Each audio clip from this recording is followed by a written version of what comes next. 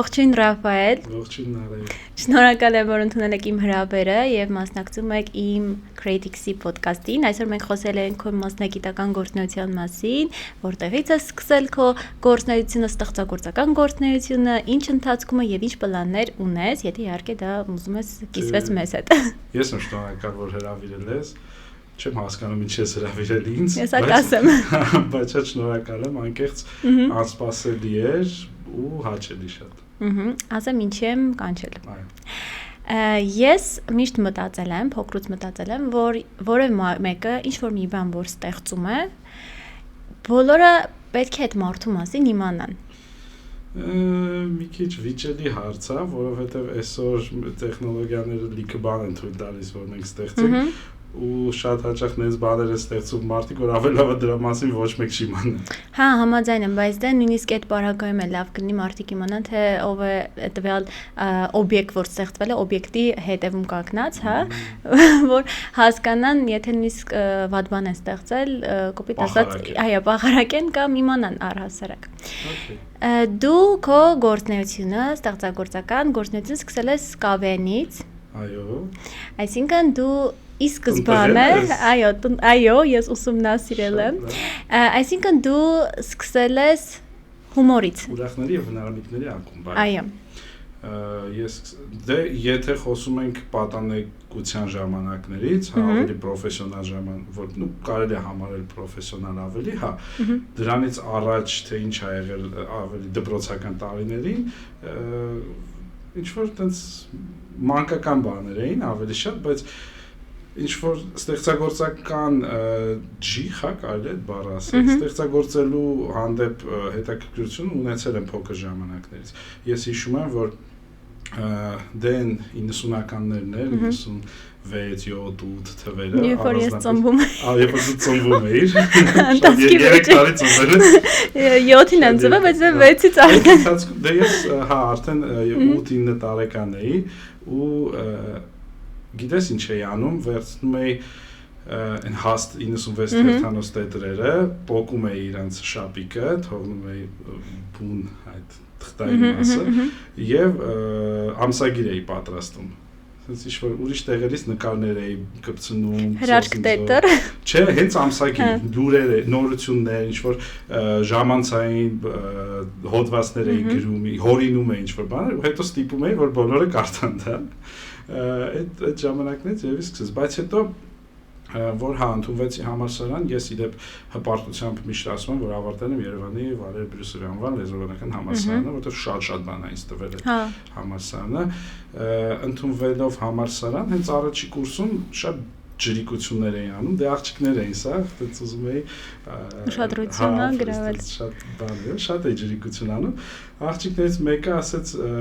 երևի երրորդ ամիսներ էլի սովորում ենք, ասեց դսի քո տեղը գտել եմ, ասեմ ինչ, ասում է ուսխորտի դրան վրա հայտարարություն են կպցրել, որ Կավենի թիմ են հավաքում, մարդիկ են պետք, ասի հələ գնամ, ես Կավեն շատ եմ սիրել, դեռ Նոր հայերի դրանից առաջ Երմի թիմը, Ռուբեն Ջաղինյանը, Մարկը, որ խաղում էին Սաղաթելյան, այդ թիմերի բոլոր տեսահերիցները պապաց ձայնագրում էր ու տանում ունեինք, Նոր հայերի բոլոր այդ համարները անգիր միջև հիմա կարամ մեջ բերեմ, էլի, որ իմացա Կավեն կա, ասացի դե պիտի փորձեմ, էլի, դրա մեջ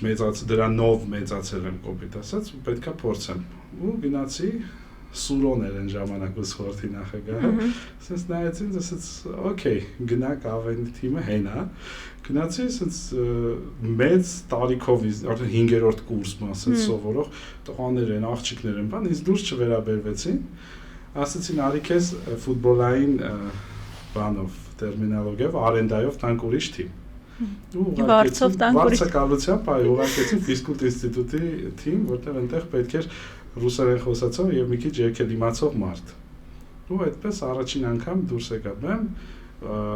ուսանողական լիգայի ամենաառաջին տարին էր դա Կավենի 2004 թիվներ։ Դուրս եկա բեմ ու գրվեցինք դուրս տրանք ֆիզկուլտի թիմով, բայց հետո Բրյուսովի թիմով բավական երկար խաղացել ենք ու նույնիսկ Հայաստանի չեմպիոն ենք դարձել։ Սցենարները դուք եք գրում։ Չէ, այդ ժամանակ առաջին տարում հա, բայց հետո թիմերի մեծամասնությունը հասկացավ, որ դժվար է որակյալ սցենար գրել ինքնուրույն, դրա համար սկսեցին վարձել տարբեր սցենարիստների, ովքեր որ օգնում էին թիմերին, կոնկրետ մեր թիմում դեռ այն ժամանակ 32 ատամետ չկար Վահագներ։ Արմուշը Վահագը Հա, հիշեցի, Վահագը, հա, որ Ամերիկայում է։ Այո, Վահագը։ Հա, Արմուշի Արմուշն էլ կար։ Արմուշը իր հետ էր։ Իրանք միասին աշխատում էին Արդինի ստուդիա կար այն ժամանակ, Արդինի ստուդիայում։ Իրանք միասին հիմնական Վահագն էր գրում, Արմուշը հետը գալիս էր ջրիկությունները անելու։ Դե Բրյուսովի թիմներ, աղջիկներ, բան այտենց ինչ սովորել ենք իրականում շատ հիմքը կարելի ասել ես Վահագից եմ սովորել հետո որովհետև հաջորդ տարի արդեն մենք դարձանք չեմպիոն Վահագ 2005-6 մրցաշրջանում Վահագն եկավ ասեց տղեկ էլ մի խաղացեք իմաստ չունի էլի արդեն չեմպիոն եք դարձել տղեկ ասեց որտեվ 3 տղա էինք 4 տղա էինք մնաց աղջիկ բայց մենք էինք էլի որոշում ինչ անենք ասեցինք չէ ուզում ենք խաղանք ոնց բա էլի ասեց հերիք չէր մեզ ասեց բայց ես չեմ կարող ձեզ օգնեմ բացում ենք 32 ակումբը մի խոսքով զբաղված եմ ասի օ պետք է չի մենք ինքներս կանենք ու այդտեղ սկսեցինք իսկականից գրել սցենար ինչ որ համարներ էինք գրում գնում էինք խմբագրության այնտեղ Գրիգորներ Դանելյան խմբագիրը ու Չարենցը փրթում թափում էին ես ինչ եք բերել բան sense ավելի շատ Չարենցն էր փրթում թափում Գրիգորը տենց լոյալություն էր էլի ցույց տալիս բայց ամեն դեպքում այդ դրա մեծ փորձ է իրականում հիշում եմ որ եկանք հասանք ֆինալ մեր ուժերով այն ժամանակ երբ ուրիշ թիմերի համար գրում էին դեռ սցենարիստներ ու այդ մեր համար մեծ ձեռքբերում էր եկանք հասանք ֆինալ հիշում եմ ֆինալից մի օր առաջ ահագին մեծ կտոր չունեինք էլի մեր աղջիկներից մեկի տանը ամբողջ գիշեր նստած սցենար էինք գրում ես իմ գործն էր ամենահեշտը որտեվ պիտի մահացածի դեր խաղայի բայց շատ դժվար է իրականում ավելի խաղալը մահացածի դեր դե հա խնդում էի բանը յանը չէի դիմում չէ բայց իրականում կավեի մասին եթե sense ամփոփենք այսօր շատ եմ ցավում որ համարյա թե կարելի ասել չկա նման շարժում ընդհանրապես այդտեղից դուրս եկան շատ մարդիկ ովքեր այսօր մեր ասպարեզում ինչ որ հարցեր են լուծում երբ ես սկսում էի խաղալ ինձնից մի տարի բարձր խաղում էին Արամեն Պետրի Վաչեն Թովմասյան Վաչեի աղբերը Վահանը օրինակ Թովմասյան մեր հետ միասին ենք սկսել նույն ժամանակաշրջանում ինքը ժողովի թիմից էր խաղում լիքը մարդ դուրս է եկել այսօրվա գովազդային ասպարեզում լիքը մարդ ովքեր որ աշխատում են սցենարիստներ Նարեկ Ավակյան օրինակ կարամ հիշատակեմ բազմաթիվ ֆիլմերի հեղինակ շատ մարդ է դուրս եկել կավենից կարելի ասել թատերական ինստիտուտի արագացված շատ ավելի խտացված ու շատ ավելի էքստրեմալ տարբերակն է դա եթե դու թատերական սովորում ես 4 տարի կոնկրետ դերասանական կամ սցենարական կամ ռեժիսուրա ստեղ դու ամեն ինչ ես անում միաժամանակ ու շատ արագ ու շատ էքստրեմալ պայմաններում երբ ժամանակ չունես բայց պիտի որակյալ կոնտենտ տաս այդ շատ մեծ դպրոց է շատ օգնում ու լավ կլիներ որ հիմա ինչ որ մեկը փողի մասին չմտածեր զուտ էնտուզիազմով աներ դա որտեղ դա իրականում մեծ շատ ժամանակատար աշխատանք է ու շնորհակալություն հայտնենք Սարգիսին Կալպակյան ով այդ ամեն ինչը ժամանակ կազմակերպեց իրականում դե հիմա ժամանակները փոխվել են հիմա շատերը հումորը ավելի մակերեսային են տեսնում քան ձեր 90-ական թվականներին հումորի մեջ կար բովանդակություն, կար իմաստ, իսկ հիմա եթե հին մարդկանցից չի ստեղծում այդ հումորը, շատ դեպքերում sense մակերեսային է երևում։ Նարը չէ, գիտես ոնց ժամանակները ստիպում են որ ամեն ինչ փոխվի։ Հիմա օրինակ եթե ես ու դու միացնենք 90-ական նույն նոր հայեր, հա, մեզ համար թվում է որ sense շատ ուժեղ ինչ որ բաներ են արել, այն ժամանակվա մեջ իրոք շատ ուժեղ այնց հեղափոխական բաներ են գրել ու արել, հիմա նայենք կարող է շատ բաների վրա չծիծաղենք, ոչ թե որ ժամանակ անցելը չենք հասկանա, մենք ապրել ենք այդ ժամանակներում, գիտենք ինչի մասն է խոսում, բայց ինչ որ ռիթմը կյանքի լիքը նոր ստեղծված առաջացած սարքավորումներ, հասկացություններ, գաղափարներ ստիպում են որ փոխվի, հումորն էլ է տրանսֆորմացիայի։ Հա, բայց օրինակ կարգին հաղորդումը երկար ժամանակ կա, մենք միևնույն նայում ենք ու ծիծաղում ենք։ Իսկ կարող է նոստալգիայի պատճառով։ Չէ, որ չգիտեմ, ասենց միգուցե հումորի տեսակ կա, որ ինքը հավերժ է, Կարգին հաղորդումը երևի հա ինչ-որ ֆենոմենալ բան է, համաձայն եմ։ Բայց եթե վերլուծենք, հա, կարգին հաղորդումը ինչ էր իր հիմքում։ Անեկդոտներ ու նաև ինչ-որ չափով իրական պատմություններ։ Անեկդոտներ։ Մեծ մասը անեկդոտ է։ Իսկ անեկդոտը այն ժանրն է, որը դարերով գալիս է։ Չի հնանում, կարող է դա հենց որ պլյուս դե հանճարեղ խաղը իրանց երաժշտական ձևավորումը, կերպարները, իհարկե բուժուր փղկիկները, որ իրանք մեջը գտնում էին, հենց անում են, դա իհարկե ուժեղ բան էր։ Նույնն էլ վիտամինը կարող եմ ասել, որ նայում ես 10 տարի առաջվա վիդեոները, մենք նայում ենք, այլի ծիծաղում ենք։ Դե հա։ Դե չեմ կարող ասեմ ինչով։ Հիմա իրականում ամբողջ աշխարհում է հումորը մի տեսակ ասենց ստագնացիայի մեջ է, որ նայենք Comedy Club-ը, հիշում ես, որ նայում ենք ամենա այն սկզբի ժամանակները, շատ ծիծաղալու էր թվում։ Հիմա նայենք Comedy Club-ը, առանձնապես լավ բան չենք գտնի մեջը մեր համար։ Ամբողջ աշխարհում, օրինակ նույն 2000-ականների սկզբի նկարված ամերիկյան, հա, սիթքոմները, կատակերգությունները մինչև հիմա դնում նայում ենք։ Հա։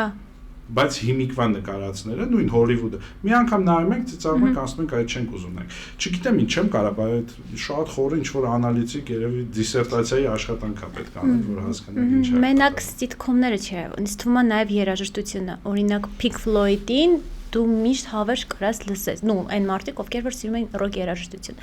Բայց օրինակ ես չեմ կարող լսել Dua Lipa։ Ես իրան չեմ կարող շատ լսեմ։ Բայց տարբեր բան։ Հա, բայց Dua Lipa-ն մեր ժամանակների երգչու է, իսկ Pink Floyd-ը հին ժամանակների 80-90-ականներից եկած խումբ է, որ իրենց գրած երաժշտությունը երգերը չէ, ես 12 տարեկան էի, որ Jackson սկսեցի լսել ու այդ ժամանակվանից մինչև հիմա ես շատ եմ սիրում Jackson-ը, իր երաժշտությունը իմ համար շատ sense հոգեհարազատ է։ Դու Jackson-ի կինոյին եք գնացի։ Այո։ Եվ չեմ քնել այդ կինոյին։ Շատ եմ համանել, ուզում եմ մի հատ էլ գնամ, որովհետև ավելի շատ այն որ դու առաջի անգամ մի բան տեսնում ես, ավելի շատ էմոցիաներդ են աշխատում, իսկ երբ որ դու երկրորդ անգամ ես նույն բանը տեսնում, արդեն այստեղ էմոցիաները չի աշխատում, իշքան սկսում է քո ուղեղը աշխատել ու ուզում ես հասկանաս ի վերջո ինչ է։ Այսինքն այն կինոներից է, որը դու մի քանի անգամ կնայես։ Հա։ Okay, բայց դե հումորային չի բնական։ Չէ, հումորային չի։ Դա է, հումորը մի տեսակ չեմ հասկանում, չեմ կարող բացատրեմ ինչ է կատարվում, բայց հա, ճգնաժամային պահ կա ինչ-որ հումորի մեջ։ Նույն մեր երկրի մասին եթե խոսանք, կավենը եթե չկա, հետեւաբար քչանում են հումորով զբաղվող մարդիկ։ Եթե կա TikTok-ը, շատանում են fake հումորով զբաղվող մարդիկ, որոնք այդ կասած շատ մակերեսային վիճակներն են, օրինակ բերեմ, հա, տեսնում են նմանակում անողները, օրինակ նմանակում անողները կավենում կամ ավելի պրոֆեսիոնալ եւ TikTok-ում այսօրվա նմանակում անողները գտնում են ինչ որ խնդալու կերպար ու ուղակի կրկնում են այն ինչ անում է այդ կերպարը։ Դա առաջի level-ն է։ Ավելի պրոֆեսիոնալ մոտեցումը դու եթե խորանաս այդ կերպարի մեջ ու օրինակի համար իրան դնես իրեն անսովոր իրավիճակում կամ խորանաս ինչ կաներ եթե սենց ինչ որ բան ու փոխես էլի գնաս մի քիչ դեպի ավելի խորքեր այդ կերպարի այդ արդեն կլինի էդի անում էին այն ժամանակ օրինակ նույն մեր կավենում չեմ ուզում տենց ինչ որ գովաբանեմ ես ինչ գագաթնակետը չէր հումորի բայց նույն Վահանի Թովմասյան թիմը, ժողովի թիմը շատ ծիծաղալու պարոդիա էր անում Տիգրան Կարապետիչի։ Ու միշտ, ասենք, այն առաջի շերտը արեցին, հա, օրինակ ուղակի հերավ, բան Տիգրան Կարապետիչի, հիշում ես Տիգրան Կարապետիչին, ԱԼՄ-ն բան։ Երկրորդ շերտը արդեն գնում էր խորացումներ, ուրիշ ինչ կարելի է անել, որ նույն բանը չանեն։ Հանում էին հերոստացույց էին դնում, օրինակ, այդ շատ լավ եմ հիշում, զալը ուղղակի գմփում էր ծիծաղից, հերոստացույցի վրա իսկական Տիգրան Կարապետիչից հատվածներ էր, ու այս նմանակում անող տոյին, ու իրար դիալոգ էին անում, խոսում էին։ Բնականաբար շատ խնդա։ Այս եմ ասում, եթե դու ուզում ես զբաղվես հումորով, դու պետք է ուղղակի չանես այն ամենաառաջի շերտը, էլի, պետք է մի քիչ խորանաս։ Ինչքանով որ կստացվի։ Դա արդեն քեզնից է կախված։ Հա, ես միշտ մտածել եմ, որ հումորը այդ ամեն ինչը գալիս է մարդու ինտելեկտից։ Շատ։ Որ ասում են, ես միշտ ասել եմ, ինձ հարցրել են, ով է քո համար խելացի մարդը, ես միշտ ասել եմ, այն մարդը, որ ունի հումոր, որովհետև չի կարա ուղեղ չունեցող մարդը չունենա հումոր։ Շատ կարևոր բան ես ասում։ եթե դու շատ կարդացած չես, նա ինչքան շատ նայում ես ինչ-որ խելացի հաղորդումներ, նոր բաներ ես իմանում, գիտելիքդ շատանում է, գրքեր ես կարդում, ինֆորմացվում ես, ուղղակի ասենց քո աշխարհայացքը լայնանում է։ Հետևաբար ավելի շատ թեմաներից դու կարաս հումոր ընկալես եւ անես։ Հիմա եթե քո աշխարհայացքը այսքան է, քո հումորն էլ է այդքան։ Ինչ որ կներեք Զուքարանի մակարդակի խմբիկներով բրծնելու է։ Դե ճիշտ եմ ասում, բայց ինչքան որ լայնացավ, այնքան ինչ որ ավելի, օրինակ կարաս Մոցարտի ու Բեթհովենի մասին կատակ անես, ու այսօր ռադիոյում եթերի էինք առավոտյան ու նմանատիպ մի հատ կատակ հնչեց, հենց այդ Մոցարտի ու Բեթհովենի, գործընկերս ինչ-որ բան ասեց Մոցարտի մասին, ասեց այ Մոցարտը կարողանում էր միաժամանակ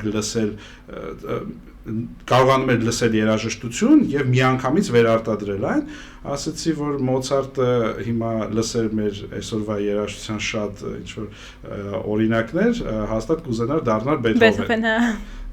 Ու ասես լրություն տիրեց, ու ինչի վրա խնդանք։ Հա, հենց այդ դեռ իմանաս որ Բեթհովենը չի լսում, այսինքն դուք համեմատություն եք կարևոր է, որ ինչքան հնարավոր է, շատ քո աշխարհայացքը մեծ ինֆորմացված լինես։ Ինձ գիտես ինչն է հետաքրքիր, իրականում ես օրինակ, բոլորը ասում են, որ շատ հումորով մարդ եմ, բայց ես չեմ կարողանում իմ արած հումորը սցենարի վերածեմ,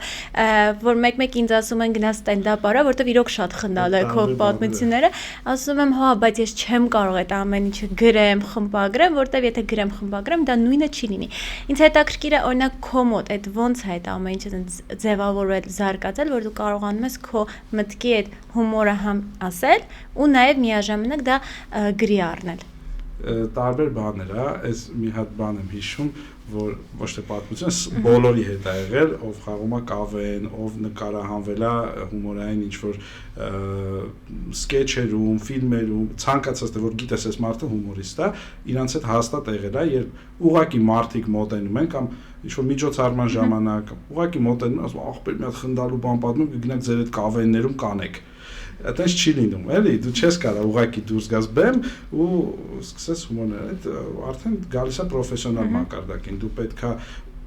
հմտություններին տիրապետես, դու կարաս, դու կարողանում ես ծիծաղալու պատմել, չէ՞ քո պատմությունները, դու երբ որ պատմում ես 5 հոգի, 10 հոգիով լսում ես, ծիծաղում ես, դա նշանակում է, որ քո storytelling-ի ունակությունները կան արդեն, քեզ մնում է ունենալ սխեմատիկավորելու, հա, ապրես, այդ կա հայերենից լավ չեմ։ Ոչինչ, ես քեզ կօգնեմ։ Կառուցվածքը կազմելու ունակությունները ձեռք բերել։ Իսկ դա շատ հեշտ է իրականում, եթե դու կարդում ես գրքեր, կարող ես լիքը մասնագիտական գրքեր կա սցենա, հենց ստենդափի մասին գրքեր կա, կարող ես վերցնել, կարդալ տարբեր մոտեցումներ, տարբեր դպրոցներ, ամերիկյան, ռուսական, չեմ կարող արաբական է կա, բայց դե դեպի երևի։ Որովհետև ամեն տարի ասում եմ ծննդիս օրը ստենդափ եմ անելու, հրավիրել եմ իմ կյանքի բոլոր այն մարդկանց, ում հետ ես առնչվել եմ ու իրենց հետ ինչ-որ խնդալու պատմությունների մեջ եմ եկել ու ամեն տարի մարդկանց քանակը ավելանում է, բայց այն, որ ես դա մտածել եմ անեմ, չի ստացվում։ Օրինակ, չգիտեմ, հոկեբանի մոտ գնում եմ, հոկեբանից հետ լիքը խնդալու պատմություններ եմ ունեցել, մարզչից մոտ լիքը խնդալու ինչ-որ պատմություններ եմ ունեցել, բոլորին սենց հավաքեմ ու սկսեմ իրենց հետ պատմություն, ուղղակի հենց այդ է, որ ես ինձ մոտ ավելի հեշտ է կանգնել, ուղղակի խոսել, ոչ դնել ու չգիտեմ գրել ու հա կան ստենդափերներ ես հիմա հետևում եմ TikTok-ում մի հատ TikTok-ը դեռ լավ հարթակ է, ինձ չի որ մենակ բաներ դեռ TikTok-ում հետևում եմ մի հատ ռումինացի տղայի Վիկտոր անունը նա ուղղակի բարձրանում է բեմ ու սկսում է շփվել մարդկանց հետ նույն Իլյա Սոբոլևը Ռուսաստանում բան չի ինքը էլի ժանր է դուրս է գալիս բեմ ինչ որ հարցեր է տալիս զալից ինչ որ բաներ են ասում ինքը դա վերցնում է օգտագործում է կատակի մեջ ու դա էլ է ժանր դու կարող ես դուրս գալ ուղղակի սկսել պատմել քո պատմում բայց ամեն դեպքում ինչ որ գոնե պլան պետք է էլի գծել բայց արի վերադառնանք քո ստեղծագործական գործունեությանը Կավենից հետո սկսվում է քո ճանապարհը դեպի որպես նաև սցենարիստ Այդ կուզենամ խոսենք հենց այն առաջին նախագծերը կամ սիթքոմները, որտեղ որ դու ունեցել ես մեծ ճանապարհ, փորձ ու շատ դեպքերում հենց դա եղել է հիմքը։ նայ կավենից հետո ես աշխատեցի մի որոշ ժամանակ ռադիոյում այն ժամանակ կար 103 եւ հիմա կա 103 եւ 5 հիմա Marshall FM-ն է այն ժամանակ արձագանքներ ու իմ ընկերը Յաշան ում հետ կավեն էինք խաղում մեր թիմի ավակներ ինքը նրան կանչեցին այդտեղ որպես ռադիո հաղորդավար նա էլ ինձ կանչեց ասեց արի միասին երեկոյան շոու անենք ռադիոյում ուղիղ եթերում շոու անենք հա այդտեղից սկսեց կարելի ասել ինչ որ տենց ավելի որովհետև կավենը ամեն դեպքում ինքնագործունեություն է դուք համար գրում ես դուրս մրցույթ է կարող ես այստեղ արդեն ոնց որ աշխատանք էր դառնում չնայած որ փող չենք ստանում դրա համար բայց դուրս ենք գալիս ուղիղ եթեր ամեն օր կարծեմ ամեն օր երեկոյան ժամը 10:30-ից մինչև գիշերը տենց 1:30 եթերում էինք անունը դրել էինք մեր շոու շատ կրեատիվ էր էլի հեռախոսազանգեր էինք ստանում քննարկում էինք օրվա լուրերը բայց այդ ամեն ինչը ջրիկ հումորով տենց շոր կատակներով եթեր էր ու զանգում էին մարդիկ ինչ-որ բաներ էին պատմում, բայց այդ ժամերին հիմնականում զանգում էին ոստիկանները, այդ պարեկները, այդ ժամանակ գայիշնիկները կարելի ասել ու մարմնավաճառները, ունեինք մշտական եղել է խնդալու պատմություն։ Հաստատ եղել է, ուղղակի հիմա չեմ կարողանում, շատ վաղուց էր ինչ-որ խնդալու բան եթերում չեմ կարող։ Զանգ գիտա մարմնավաճառը զանգի, հետո ոստիկանը, հետո ընկնեն մարմնավաճառի հետևից ինչ-որ տենց իրար ճանաչում էին, ես չի մոտ։ Զանգում իրար բարևում էին, բան էին անում, տենց մաշայինքը բարև էին ասել։ Հա, արդեն SMS-ներ էին գրում, կարդում էինք այդ SMS-ները, իրար չաթ էր, այդ ժամանակ տենց շատ չկար։ Ասում եմ 2008-9 թիվը երևի, չէ, 2007-8 թիվն էր, որտեղ 8 թվականին գնացի բանակ եւ վերադարձա 2010-ին, այդ ժամանակ չէ, կներես, 2010-ից սկսեց ռադիո։ Ես հետ եկա ու գնացինք ռադիո մի անգամից։ Այդ ժամանակ նաեւ զուգահեռ վերաբացվում էր 32 ատամը։ Երկրորդ թափները 11 թվին վիտամինը առանձնացավ ու Վահագը Կարեն Բաբաջանյանի հետ վերաբացում էին 32 ատամը նոր սաստավ էին հավաքում զանգեց մեզ Վահագը ինձ Յաշային ասեց ով կա թիմից այն ձեր Վաղեմի 2005 թվականի չեմպիոնական թիմից եկեք գնացինք 3-4 հոգով, տենց մի որոշ ժամանակ, այդտեղ կարելի ասել ես առաջի անգամ ավելի պրոֆեսիոնալ սցենարին ծանոթացա, բայց այդ մինիատյուրաների ժանրի մեջ ոչ թե սիթքոմ կամ ինչ-որ բան, այդ ոնց է կոչվում, կոմիքսները ման որ խաղում էին, փոքրիկ համարիկները բաժանվում էինք խմբերի, մի խումբը Վահագի հետ, մի խումբը Կարենի հետ, վերնագրեր էինք գրում, անկապ վերնագրեր, ինչ գա մտքիդ, կապիկը դեղատանը, այսօր սենց անկապ լիքը ցուցակ էինք գրում, բաժանվում էինք մի քանի հոգի Վահագի հետ, մի քանի հոգի Կարենի հետ ու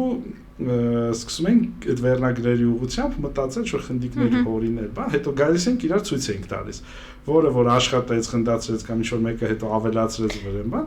Քվեարկության եք դնում ավելի շատ ծաղեց էտի անցնում եք, բարդ մեծամասնություն։ Այո։ Բայց ես երկար չմնացի այդտեղ, իրանք սկսեցին մի 2-3 նկարահանման մասնակցեցի, բայց հետո չմնացի, որովհետև որոշեցի, որ ամեն դեպքում գումարել է պետք աշխատել, որտեղ այսքան ժամանակ ինչ անում էի, գումար չէի աշխատում այդ ստեղծագործական վիճակներից ու սկսեցի աշխատել լրիվ ուրիշ ոլորտում, աշխատում էի հյուրանոցային ոլորտում, հետո անցա խանութում էի աշխատում հագուստի որպես մենեջեր, հետո անցա հյուրանոցների, հետո անցա գայդինգի։ Ես մոտ 3-4 տարի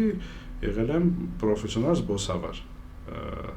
տարել եմ խմբեր, տարբեր Հայաստանի ու ծիծաղացրել ես ճանապարհին։ Անկեղծ, բայց գիտես ինչի հոգնեցի դրանից էլ, որովհետև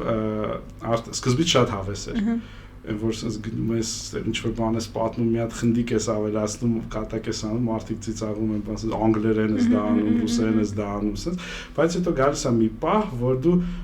ամենտեղ արդեն դու գիտես այս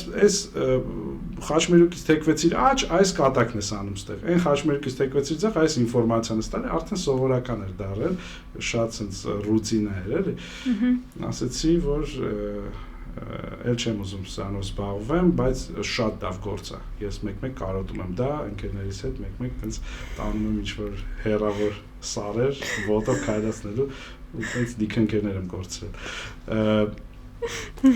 Միևնույն ժամանակ ես արդեն ասում 2018 թվականի կողմերը երևի որ ինձ իմ ընկերելի Վահեն Խաչատրյան կանչեց հումորի լիգա գրելու բացում էին հումոր բոլորը այդ մարդիկ էլի կավենից դուրս եկած մարդիկ են Խաչատրյան Վահեն Ամերիկյան Արամը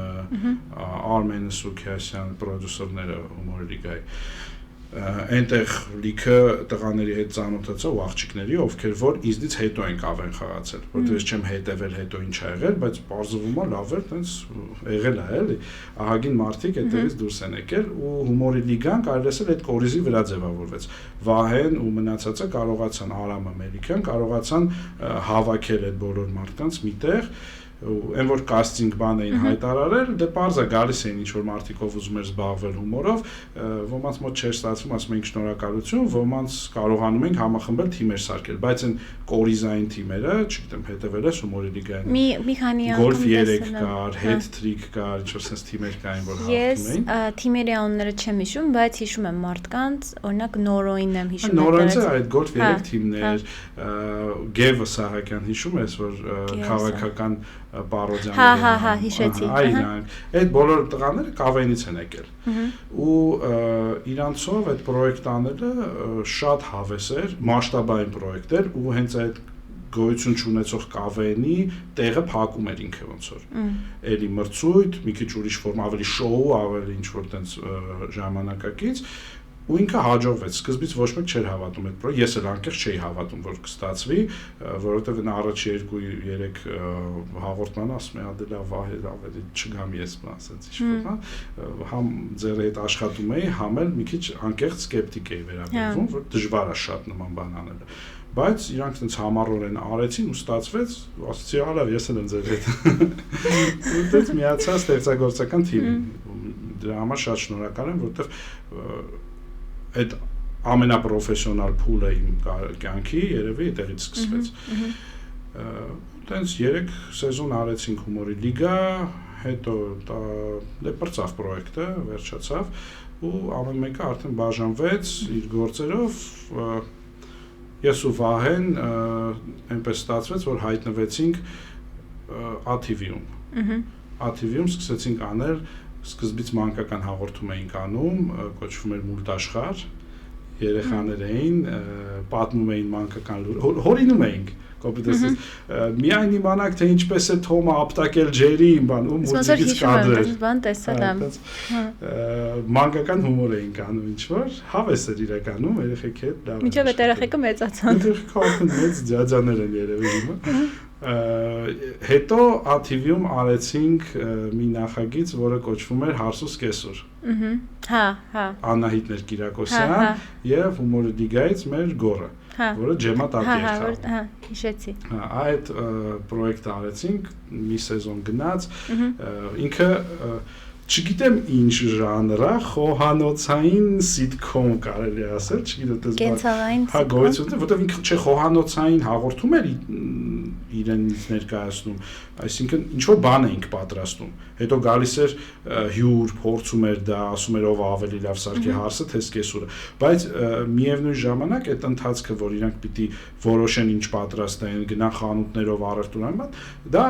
սցենարով գրված սիտկոմ էր։ Որ ինչից է սկսում նրանց այսօրվա կոնֆլիկտը։ Հա, հարսը լավ չի հարթուկել սկեսուրի հագուստը, սկեսուրը բարկանում, սենց ինչ-որ տեքստեր ասում, կատակներ գրված սիտկոմային, նա էլ ասում է դե կտեսնես, դե ուրեմն կկանչենք այսօր, չգիտեմ, Արամեն Պետրին,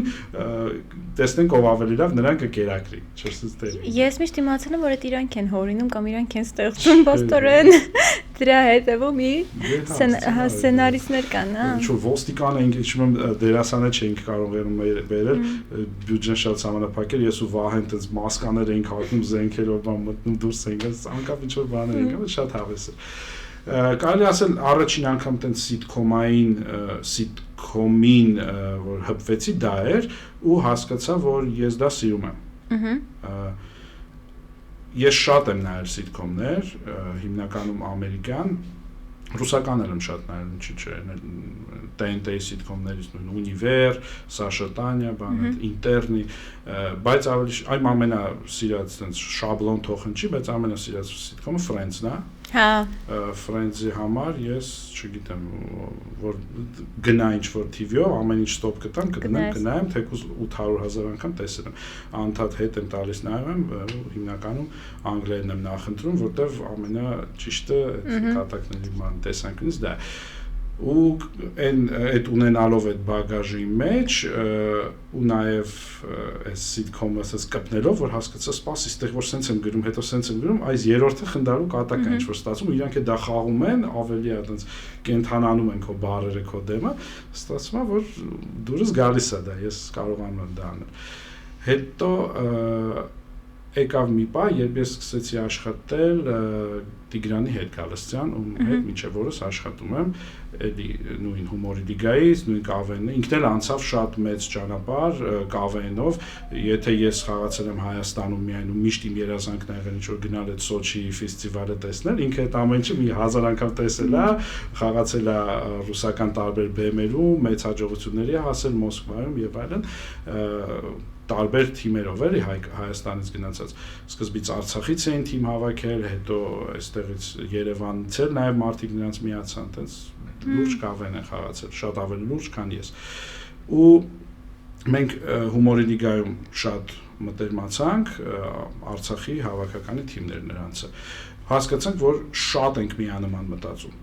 Վահեի հետ օրինակ Վահեին շատ եմ սիրում, նրա հետ շատ երկար ժամանակ աշխատել ենք, բայց Վահեի հետ ունեինք ճաշակային տարբերություններ։ Ես մի բան եմ ասում, ինքը մի բան է ասում, ու դա կոնֆլիկտի է բերում, ստեղծագործական էլ, ասում արի սենց անենք, ասում չի արի սենց անենք, ու սկսում ենք փաստարկներ բերել ամեն մեկս, չենք հանդիպում ինչ-որ տեղ։ Տիգրանի հետ օրինակ չկար նման հարց։ Այն որ ես ասում եմ սենց, ինքն էլ ասում սենց, ինքը ասում է սենց, ես կեսից իր միտքը բռնում եմ, ասում եմ սենց, ու շատ սենց կոմֆորտ զգացինք իրար հետ, ասացինք արի փորձենք սիթքոմ գրենք միասին։ Երբեք չէինք արել նման բան։ Նստեցինք առանց ոչ մի ինչ-որ, ոչ պատվեր ունեինք, ոչ գիտեինք ում ենք տալու, ուղղակի նստեցինք, գրեցինք սիթքոմ սուպերմարկետի մասին։ Հա։ Շատ հավես է, մի 4 սերիա գրեցինք, բայց ցավոք սրտի հա չի եղել, չէ, եթե չի եղել։ Հիմա իրական նկարվում է նմանատիպ սիթքոմ ԱՄՆ-ում։ Ամերիկայում մեր հայրենակիցները հայկական սիթքոմ է, ինքը ուղղակի Ամերիկայում է նկարում, մենք կապ չունենք դրա հետ,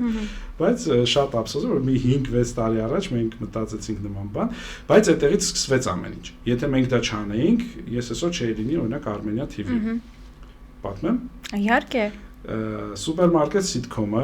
գրեցինք, հասկացանք, որ մեզ դուր է գալիս այս 4 սերիան, մեզ ծիծաղացնում է։ Սկսեցինք պատմել մեր ընկերներին, նստացնում էինք, ասենց կարդում էինք, ծիծաղում էին։ Ընդ որում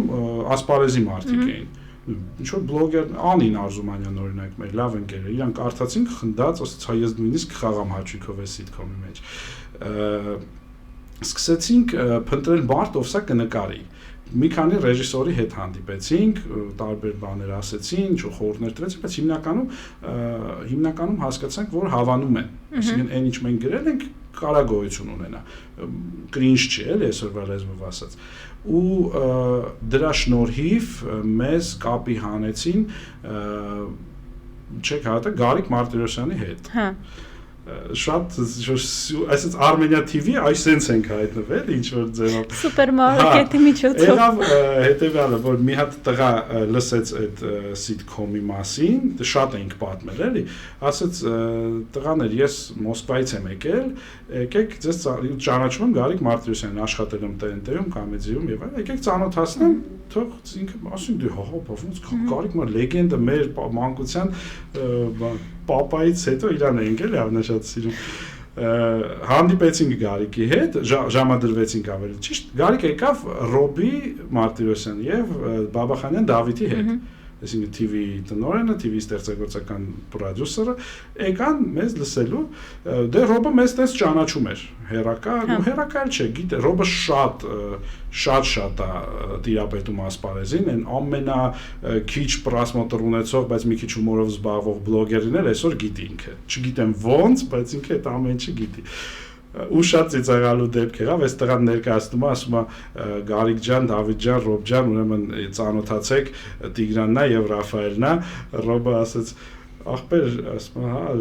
շատ լավ, ասա, պրոստը ամենածիծաղալն է, որ ես իրանց գիտեմ, քեզ չգիտեմ։ Շատ պայ։ Ու այդ ներկայացուցիչ մենք այդպես պատրաստվել ենք Գարիկ Մարտիրոսյանի հետ ենք հանդիպում, պրեզենտացիա ենք սարքել, ասենց սիրուն գունավոր տպած, ներկայացնում ենք այս կերպարը, ասենց այն կերպարը, լսեցին գնացին, ասին օքեյ, հետաքրքրեցին, հենց անկեղծ, որովհետև Armenia TV-ով ինչ որ նորույթ կարա ստացվեր, որովհետև դե գիտենք բոլորս է գաղտնիք չի, որ հիմնական բյուջեն բոլոր սիտկոմների հավաքվում է գովազդներից։ Գովազդների ամենամեծ խնդիրը, որ այդքան էլ օրգանիկ չեն արվում։ Իսկ սուպերմարկետում երևի ամենաօրգանիկ տեղը կլիներ։ Դրա համար իրանց հետաքրքրեց գաղափարը, մի քանի անգամ հանդիպեցինք հետո Ռոբի հետ, սցենարներ ուղարկեցինք կարդաց, հավանեց, կանչեց, սկսեցինք քննարկումներ, հասավ գործը, որ պետքա տաղավար կառուցվի, հասկացան, որ շատ ծախսատար է դառնում դա։ Մեծ իսկական սուպերմարկետի, լավ իսկական չէ, բայց ասես մի քանի գոնե այդ շարքերը պետք էր կառուցվել, դրա մարկղերը դնել, հա, լիքը մանր-մունր սայլակներ, լույսեր, մի խոսքով իսկ հնարավոր չէ սուպերմարկետում դա նկարել, թե դա աշխատող սուպերմարկետում տեխնիկապես հնարավոր չի, որտեվ պիտի գիշերը գնաս նկարես, երբ որ փակվում է։ Իսկ դերասաններին գիշերով որ հարսանիքա վարել, համերգա տվել, բան մեկը մի հատ գիշերը բերես, ասես եկեք նկարահանման, հետո առավոտը նորից գնացեք գործի, մի քիչ ռեալ չէր թվում։ Ման եկանք տարբերակներ չգտանք, մի խոսքով տենց դրեցինք արխիվ, ասացինք հետո կանենք, բայց հենց դրա շնորհիվ, որ շփումներ սկսեցին արդեն Ռոբի ու Դավիթի հետ բաբախան, իրանք առաջարկեցին մեզ գրել իրենց սիտկոմներից մեկը, որի միտքը նրանք ունեին արդեն, փող չկա սիտկոմներ։ Միրան, Արփի, Մոսոն Կարապետյան պատմեցին երկու բառով, որ ունենք միտք երկու ընկեր գնում են Վրաստանից մեքենա են բերում, մեքենայի անիվի մեջ գտնում են $1 միլիոն գումար։ Մնացածը ասես դուք մտածեք։ Հա, այդ արդեն զարգացումները ոնց է կանելու։ Այստեղ մի քիչ գլուխ գովալու պես կհնչի, բայց դա արել ենք ու դա բոլորը գիտեն, որ ռեկորդային ժամկետներում ենք գրել այդ սիտկոմը, որովհետև մեզ փետրվարի 24-ներ լավ եմ հիշում, կանչեցին, առաջարկ արեցին, մարտի 5-ին պետք է նկարահանումները սկսվեր։ Այսինքն 10 օր, 10-ը չէ, բայց այնտեղ շատ մեծ խնդիր կար, որ Միհրանը պետք է գնար Ռուսաստան համերգի մարտի կեսերից, իսկ Մոսոն Ամերիկայից գալիս էր ապրիլի սկզբերին, մի ամբողջ ժամանակահատված իրանք իրար չէին տեսնում, հանդիպում էին մարտի սկզբում, Մոսոն գնում էր, ապրիլի մեջ նոր գալիս էր։ Այսինքն պետք է այն դրվագները, որ իրանք կան, պետք է համարեցնել։ Բայց 16 սերիայում իրանք էլ երկու ընկեր են, միշտ կան իրանք։ Սկսեցինք մտածել, ոնց գրենք, հո տեսարան, մի տեսարան մի սերիայից, մի տեսարան երկրորդ սերիայից չենք գրելու։ Ասացինք դե տարբերակ չունենք Տիգ ջան, բոլոր տեղերից բոլոր գործերը դադարեցինք, նստեցինք մեր տանը, ասես մենք գրատախտակ առանք, կպցրեցինք պատին ու սկսեցինք գրել։ Մի 10 օր գրեցինք 16 սերիա, հա, որը որ լավ չի իրականում այդքան ժամանակում գրել։ Շատ որակի վրա դա ազդում է միանշանակ։ Բայց չգիտեմ, մեր բախտը բերեց, թե տենց շատ sense լծված էինք այդ ամենչով, շատ հումորներ ունեինք մեր գլխների մեջ, որ դեռ չէինք արել, sense այդ ամեն ինչը լծվեց այդ սիտկոմի մեջ։ Ու այդ սիտկոմը երևի այն միակ սիտկոմներից էր, որ դե մեր տունն էին գնում, կինս էր ամեն օր մեր հետ ապրում էլի կինս, ոնց որ ձերը քո Տիգրանի։ Հա, այդ ժամանակահատվածում էլ տենց ստացվեց։ Իրա վրա էինք փորձարկում ու այնքան շատ էինք ծիծաղում, որ թղթի վրա ուղղակի կարդում էինք ու ծիծաղում էինք կատակների վրա, իրավիճակների վրա։ Դրանից հետո չի եղել տենց բան, որ սիտկոմ գրենք ու տենց բարձրաձայն ծիծաղենք մեր գրած, չգիտեմ, ինչ-որ վերջացավ երևի այդ բանը, կամ մենք սովորեցինք շատ հեշտ, կամ կարող հումորի որակը թուլացավ, չեմ կարող ասեմ։ Ամեն դեպքում այդ սիտկոմը կարելի ասել տենց շատ էքստրեմալ պայմաններում գրեցինք, բայց այդ ամեն ինչ հետ մեկտեղ հաջողված եմ համարում, երևի իմ ամենասիրած, եթե իմ գործերից ասեմ, որն ես հավանում, այդ սիտկոմը ես անպայման կնշեմ, որովհետև իրոք բոլոր կերպարները մտածված էին, ամեն կերպար ուներ իր գիծը, հստակ խոսելաձևը, արխետիպը, չէ՞։ Հա, ծիծաղալու բաներ կար էլի, նայեք, խորհուրդ եմ տալիս, փող չկա։ Ես մի քանի սերիա եմ նայել ավելի ճիշտ, ամբողջը չեմ նայել, բայց ես քո նախագծերից ու սիթքոմներից նայել եմ, ճիշտն ասած, դե նախագծերից կասկածելի երեկոն է, որ դու եւ Տիգրանը գնում եք, այո, հա, բայց ամեն դեպքում այդ պատմություններ եւ այլն ձեր մտքից է գալիս, դուք եք այդ ամեն ինչը ստեղծում Վերջերս դիտեցի օպա-պապա ֆիլմը, այո, պետք է ես դա դիտեի ու հարցս այն է, որ արդյոք հեշտ է սիթկոմից անցում կատարել դեպի ֆիլմ, ինչով էր դժվար այդ ամեն ինչը։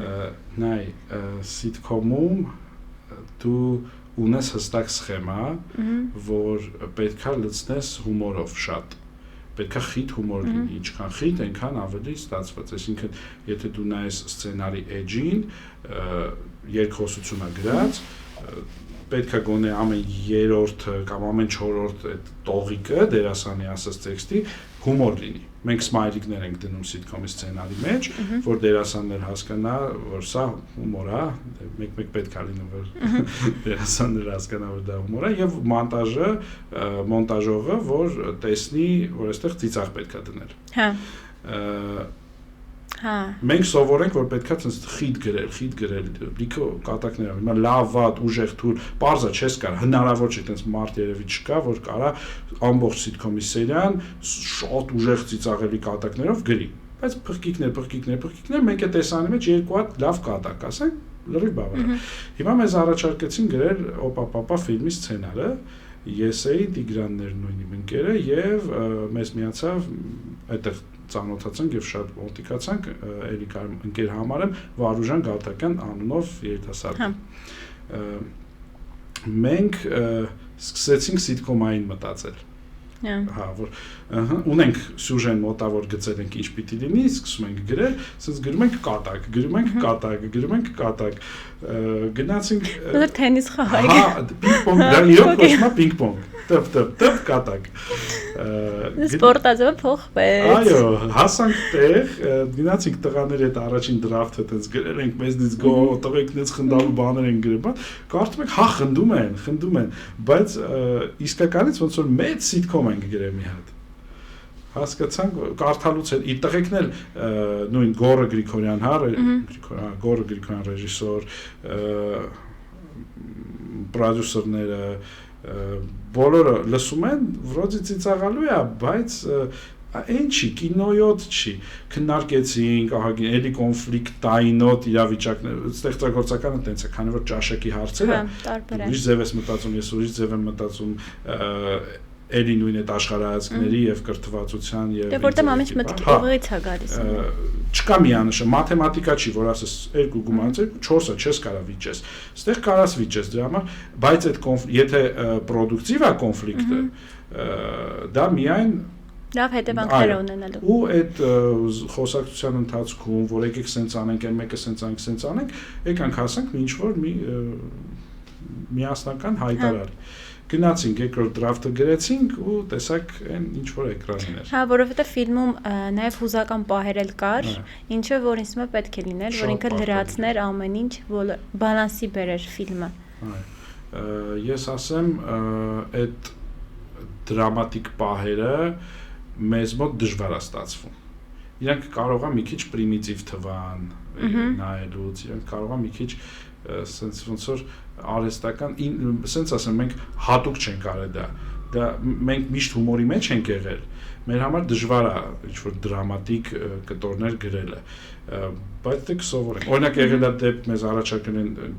սրանից առաջ գեղարվեստական ֆիլմ գրել դրամատիկ պատմություն են պատմել շատ հուզիչ ու շատ շրջադարձներով անակնկալներով լի պատմություններ մենք սկսեցինք գրել ու տեսանք որ ինչ որ շատ պրիմիտիվ սերիալ է ստացվում,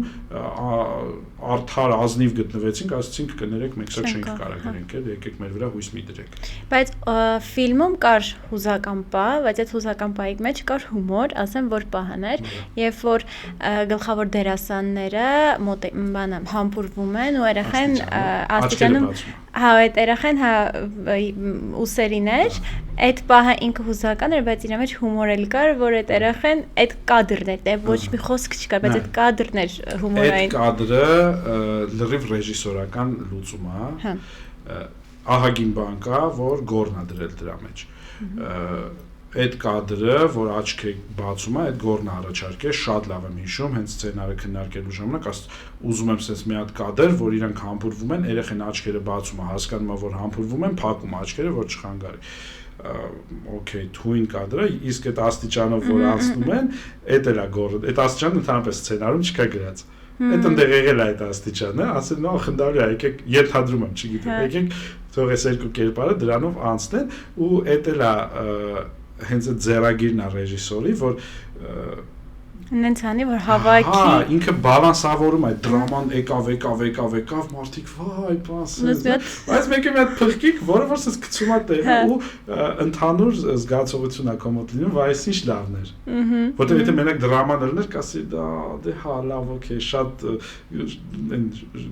ռուսերեն բառ կա, սլաշյավի, շատ քաղցր է, որ բան է լինում։ Մեկը հոп հումորը եկավ, խնդրեց, գցեց տեղը։ Հա, այդ պետք է։ Այդ Գորն արը։ Ապրինք լիքը կադրեր կա, որ այն ծիծաղացել ես այն պահի վրա, երբ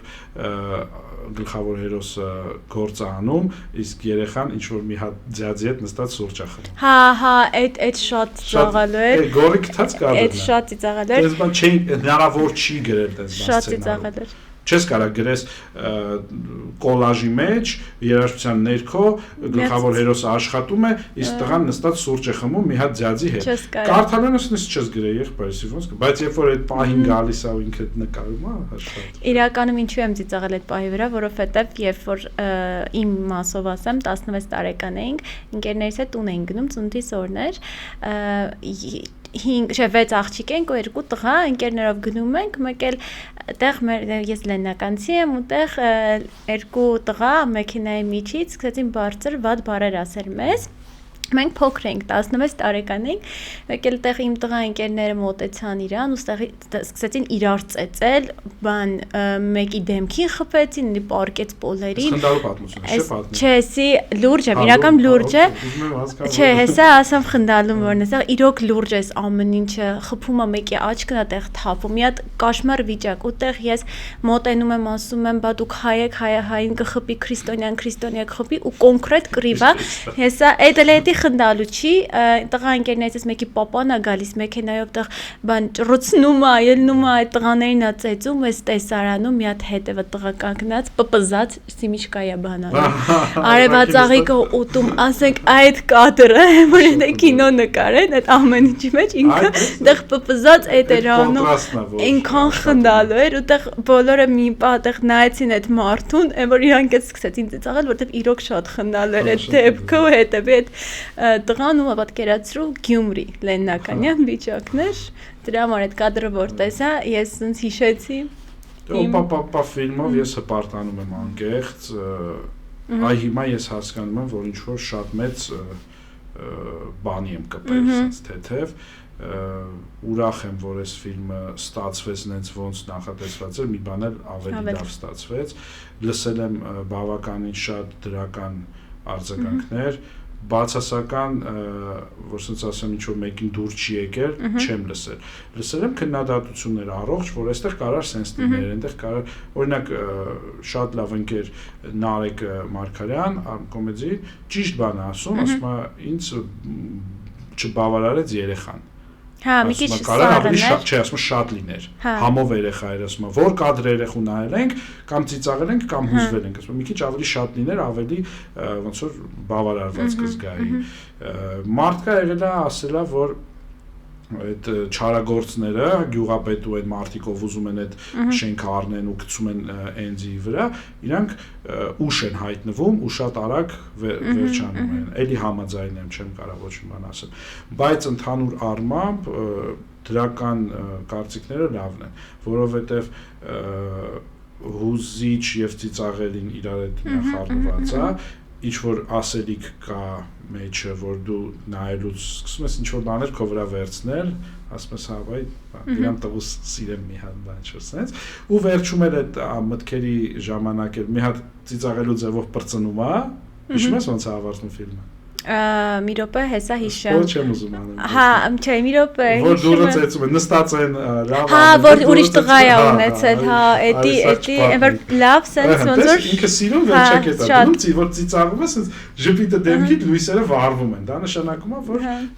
հաջողված է։ Կինոյի ամբողջ կինոյի բոլոր գրքերում դա է գրած կինեմատոգրաֆի մասին, որ կինոյի իմաստը էմոցիաներ արտնասնելն է։ Դա կարելի է ծիծաղ, լաց, վախ, լարվածություն, բայց ինչ որ էմոցիա արտնասնելն է հանդիսատեսի մեջ։ Ես դա եմ ուզում ասել, որ այն իմ համար, ես իմ մասով ասեմ, որ ինչը որ ինձ էմոցիա է տալիս, իմ համար դա լավն է։ Հիմա ձեր ֆիլմը այդ էմոցիան տվել էր ու մի հատ բան էլ ասեմ, երբ որ գնացել եմ ֆիլմ նայել, ընդ որում դա ես Գյումրիում եմ տեսել, Դահլիճում շատ մարդ չկար, դա պայմանավորված է շատ հանգամանքներում։ Ես էի մեկել մի հատ պապիկ։ Դուրս ես ասա։ Այդ պապիկ նստած ադիպուտի էր ուտում ու ֆիլմներ նայում։ Ադիպուտին վերջացավ, գնաց կոլայով եկավ, շարունակեց ֆիլմը նայել, կոլաներ խմում, կոլան վերջացավ, գնաց, էլի ադիպուտի վերցրեց, նստեց ու էլի շարունակեց, ու ես հիմա… Պարզած կինոթատրոնի տերն է։ Չէ, եկել էր ուղղակի նայեր, ու ես հիմա ֆիլմն եմ նայում, ամբողջ էկրանին ֆիլմն է, ու դիմացովս ինչ-որ կադր ա գնում գալիս, չգիտեմ, շատ էս հետաքրքիր էր իմ համար։ Ես չեմ հետևել անկեղծ ասած վաճառքներին, ինչքան մարդ է Դահլիճը լցվում, չի լցվում։ Այս տարի իրականում շատ ուրախ եմ, որովհետև շատ ֆիլմեր դուրս եկան։ Սենց մի հատ բում եղավ ու մեծ մասն է կատակերգական են, այդ շատ լավ է։ Միշտ էլ մրցակցությունը դրական է։ Չեմ հետևել ինչքանով է վաճառվում, բնականաբար մի ֆիլմը մյուսին հետ մրցակցում է, բայց մի հատ կարծիք եմ լսել շատ անվանի, հետևավ ինչ եմ տակնում, Հրաչ Քեշիշյանից եմ լսել այդ կարծիքը, սենց Արսենի միջոցով է փոխանցվել, որ այս այն ֆիլմերից է, որ մի անգամ չես նայի։ Մի քանի անգամ կնայես, այո։ Որ կարա մնա ժամանակ, ունի ամբողջ բոլոր այդ պոտենցիալը, որ դառնա այն հիմա օրինակ ինչ ֆիլմեր նորից կնայենք, հա, մեծ պատմություն փոքր քաղաքում, կամ այն կորած գտնվածը Հայաստանում, հա, այդ ֆիլմերը, որ մնայուն են, կարա սա էլ տենց դառնա։ Ես համաձայն եմ, բայց էլի եմ ասում, քիչ մարդ լինելը ֆիլմի հետ ընդհանրապես կապ չունի, որովհետև ես դրանից առաջ Ջեքսոնն եմ նայել, մեկ այլ ուրիշ ֆիլմ եմ նայել ու Դահլիճում շատ մարդ չկար, դա պայմանավորված էր իմ կարծիքով, որ կինոթատրոնը ցուրտ էր, որովհետև այդ ամեն ինչը ոնց որ ապավաճ է։ Միգուցե արդեն որ եղանակները տաքան են, արդեն ուսանողները, ովքեր Երևանում են ապրում, գնան Գյումրի ու այդ ամեն ինչը ոնց որ ավելի շատ լինի։ Ռաֆայել ջան, ես ուզում եմ ձեզ տամ բլից հարցեր։ Այո, շատ ինձ հարցեր տալիս, բայց բլից հարցեր տամ, որ հումորի տեսակն ես դու ամենաշատը սիրում։ Տեքստային։ Իսկ հումորները քո մոտ լինում է հենց այդ պահին դու մտածում ես, թե մտածում ստեղծում ես, թե ուղղակի սենց լինում է։ Ինչի մասն է, եթե գրելու մասին է խոսքը։ Գրելու չէ, հումորը։ Եթե ուղղակի ընթացքում, թե սպոնտան գալիս է։ Սպոնտան գալիս է։ Իսկ մուսան քո մոտ երբ է լինում։ Արդեն երբ ուզեմ, ես իրան պարապացրել եմ։ Դու պարապացրել ես։ Նույնիսկ լինում է, որ տրամադրություն չունեմ, ինչ-որ բաներ ա եղել, որ ազդում է, շատ սցենարիստի վրա շատ բան է ազդում իրականում, տրամադրություն շատ կա, որ պետք է քեզ լավ զգաս, որ լավ բան գրես, բայց քանի որ աշխատում ենք սուղ պայմաններում, դեդլայններ են, պետք է հասցնել, շատ բանի վրա աչք եմ փակում ու նստում գրում եմ անկախ տրամադրություն։ Հենց որ մուսան երբ ուզեմ, պուլտով։ Այդ շատ իրոք շատ կարևոր է, ոնց որ հասնում ես էլի այդ մակարդակին ու հաղթում ես բոլորին, որ ուզում ես կյանքը հաղթել եմ վիճակն է։ Ես նաև իմ հյուրերին բնթագրում եմ, ըստ ինձ, ես ոնց եմ մարդկանց տեսնում։ Իմ կարծիքով դու բնականաբար շատ հումորով մարդ ես, ստեղծարար ես, ու ես կարծում եմ, որ դու ընտանիքի լավ հայր ես ու նաև լավ ամուսին։ Լավ։ Կարող զանգենք հարցնենք, բայց չգիտեմ, ես այդ տպավորությունն եմ ստացել, քեզ հետևելով քո Instagram-ի էջը, չգիտեմ, որ տեսնում եմ մարդուն, ինձ միանգամից արդեն պատկերացում ես կազմում եմ։ Հա, օքեյ, ես կհամաձայնում եմ քեզ հետ։ Չեմ վիճի, հա։ Ու նաև իմ հյուրերը հաջորդ հյուրերին հարցեր են տալիս։ Նախորդ հյուրս եղել է պարոն Մխիթարյանը, Ռուբեն Մխիթարյանը եւ պարոն Մխիթարյանը հարց է տվել, որ ես պետք է քեզ տամ ու դու այդ հարցը ասես։ Մի րոպե ոնց էր։ Չէ, անակ եմ ասում, չէ, գիտեմ։ Ինչ էր Անիկյա։ Մի րոպե չէ, էլի կներեք, պետք է ես էդի կարդամ սա։ Ես բայց չկտրենք։ Սև ու սպիտակ կարեք։ Այս հարցը ես քրոջս եմ ուղարկել, քուրս գրել, հիմա լուրջ պետքա պատասխանեմ, ասի չէ, ես հյուրին եմ տալու։ Կներեք ինձ, ես այդքան էլ մտքից մեջ ասացի։ Ինչ երբեք չէիր անի կյանքումդ, որի համար ամաչում ես։ Որ արել եմ արդեն ու չէի ուզել անել։ Հա։ Շատ նավներ չէ։ Բա հենց տենց էր ինքը ասել, ուզում է հենց այդ ձև ասեի։ Դե ինքը ուժեղ մարդ է, ընդհանուր առմամբ շատ հա փոքր ժամանակ օրինակ որ միշտ դա հիշում ոչ մեկի չեմ պատմել, բայց մեր բակում բացել էին կոմպյուտերանոց, PlayStation-ներ էին բերել դրել, PlayStation 2։ Բոլոր տղաները գնում էին խաղալու, ես չէի, ու շատ էի ուզում, բայց դե գումար չկար, բայց գիտեի, որ քրոջս գումար են նվիրել ու գիտեի որտեղ եմ պահում, այդ գումարը վերցել եմ, գնացել եմ, խաղացել եմ։ Ես խաղամոլ եմ եղել փոքր ժամանակ։ Այդա չէի անի, ներողություն խնդրում։ Հա, բայց դա փուճուր ես եղել։ Չէ, փուճուր 11-12 տարեկան էր։ Փոքր է։ Դե բայց հասկանում եմ ինչ եմ անում։ Դե, լավ։ Քեզ կներեմ բոլորը։ Եվ իմ հյուրերը ինձ տալիս են փոքրիկ նվեր, որը վերաբերում իրեն կամ իր ստեղծագործական գործունեությանը։ Ես պատրաստվել եմ։ Այո, եւ ինձ հետաքրքիր է թե դուք ինչ եք նվիրում։ Ես բերեմ գրքեր։ Օ, շատ հաճելի է։ Բայց պարզապես գրքեր չի, էլի, այտենց ուղղակի չեմ վերցրել։ Նախ բերել եմ մի հատ գիրք, ինքը կարող է մի քիչ թվա տեսքից, որ հնամաշ է, բայց ինքը ունի մեծ պատմություն, որովհետև այս գիրքը կոնկրետ հենց սա ամենաառաջին գիրքն է, որ ես կարդացել եմ կինոյի մասին ու սենց էր պատմությունը։ Գոյություն ունի մի հրաշալի աղջնակ, որի անունը Ալբինա է, նա դիմահարդար է աշխատում կինոներում, գրիմյոր է, շատ պրոֆեսիոնալ, լավ վերքեր է ստանում բան, մի խոսքով հետևեք նրա Instagram-ին։ Ալբինայի հետ աշխատում ենք մի հետաքրքիր պրոյեկտում, որի մասին չպատմեցի, բայց ինքը էլի մեր ամենաառաջին գործերից էր, սիթքոմ էր ու իմ համար շատ հաջողված էր, ուղղակի այտենց չնայեցին, չգիտեն իրան, քիչ մարդ գիտի, որ կինոդարան հարթակով էր գնում ինքը, չգիտեմ, գովազդում ենք, թե չէ, կարող եմ ասել, նա գնում էր գովազդում։ Բայց լավ։ Իզև կասեմ հեսեք, գիտեք։ Այդ սիթքոմը կոչվում է լինել թե չլինել, նա գնում էր այդ վճարովի հարթակներից մեկում, դրա համար նրա մասին քիչ Անդրանիկ Հարությունյանն էր խաղում, Լևոնը Հարությունյան, Ռաֆայելը Ղազանչյանի թատրոնի մասին էր, որտեղ որ թատրոնը պետքա փակվի, դերասանները ամեն ինչ անում են, որ չփակվի այդ թատրոնը։ Ու այդ ժամանակ ես հələ այտենց լուրջ չէի խորացել, որ ես սցենարիստ եմ, բան եմ եւ այլն, այդ աղջիկը ասաց, դու սկսես գիրք կարդալ, եղբայր։ Հա, ու դու կարդացիր։ Ասացի, բա ինչ գիրք կարդամ։ Ինքն էլ դից գիտեր, թատերականներ ավարտել, թե չեմ հիշում, ասաց Ալեքսանդր Միտա, կինո «Между адом и раем»։ Ես առա այդ գիրքը ու կարդացի ու այստեղից լիքը բան եմ հասկացել սցենարի մասին։ Ինքը ոչ միայն սցենա, ինքը ընդհանրապես կյանքի մասին էլ է, էլի ոնց է։ Բայց քեզ այս գիրքը պետք չի, որ դու։ Այս գիրքը ես արդեն կարդացել եմ ու ինքը իմ հետ ամենտեղ եղել է, տեսնում ես իրավիճակը իրականում, բայց թանկ գիրք է, բայց ես ուզում եմ նվիրել, այո, ձեզ, որ կարող է մի օր կարդաք։ Բացի դրանից, կարդա միանշանակ։ ուզում եմ նվիրել մի այս թարմ գիրք է, այս հատուկ արել եմ, բայց ինքն էլ կապ ունի այնքանով, որ իմ կյանքի ամենաառաջի կարդացած գիրքն է, Herbert Wells Աշխարհների պատերազմը, ֆանտաստիկայի ժանրի իմ ամենաառաջի կարդացած գիրքն է ու սրանից եմ ես սկսել գիրք սիրել եմ գիրք կարդալ, որովհետև մինչև այդ դե փոքր տարիքում ով է ուզում գիրք կարդալ, չէ՞, որ Ես Չէ, ես չէ։ Ուզում էի papayin ցույց տալ, որ կարդա։ Դե տես ինչ որ բանի համար ես կարդացել։ Ես էլ ալարկոտ երեխա եմ, ոնց որ հիմա իմ տղան, ես նրան ստիպում եմ գիրք կարդալ, բայց